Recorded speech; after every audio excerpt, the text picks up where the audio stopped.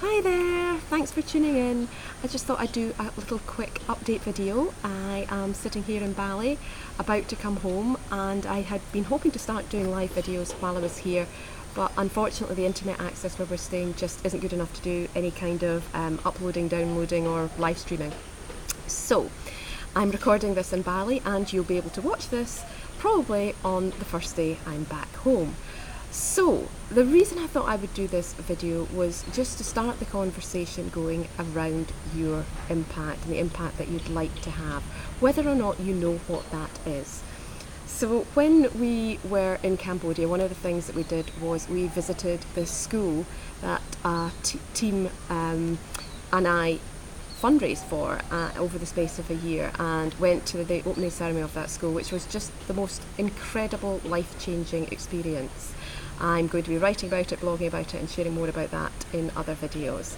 But there's been a few things that have really come up for me since then about impact and how we go about having the impact, because so many people get caught up on, well, what is my purpose, as if there's one purpose that we have in life.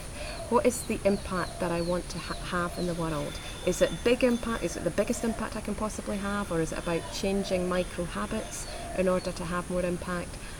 And the one message I want to share in this video is, even if you don't know what your impact is, don't let that stop you. Just start taking action. You know, when I decided to build the school, I didn't know I was going to do that.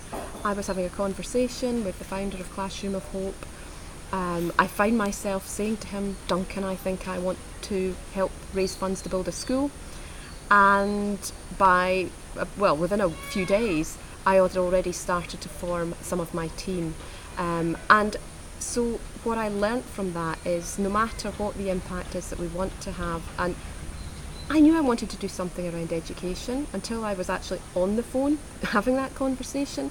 I didn't know it was going to be to build schools, but something just clicked and I just trusted that intuition. I took that first step. I told Duncan what I was feeling.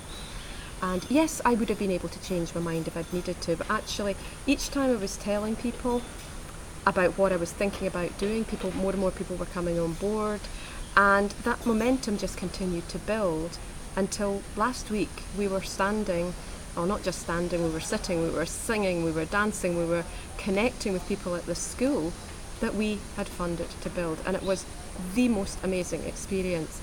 Now that isn't the only way I'm going to be having impact. You know, for me, I'm very conscious about the environment, and I'm conscious about diversity and giving more people, whether or not it's people that have been in extreme poverty, more opportunities, or it's, for me actually personally, it's probably more young girls and women.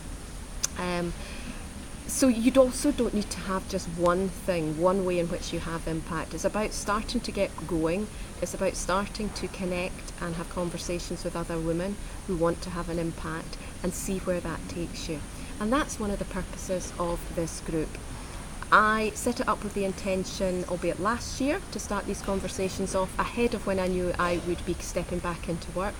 I'm delighted to say that I'm feeling really good now, and I'm going to start to do regular broadcasts in the group, and I'm also starting to look at how I can be of service to everybody here that's in the group.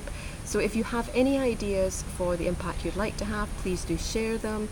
If you're not sure where you are, please do share that. Just share where you are on your impact journey in this thread, and I look forward to connecting with you sometime soon. Bye!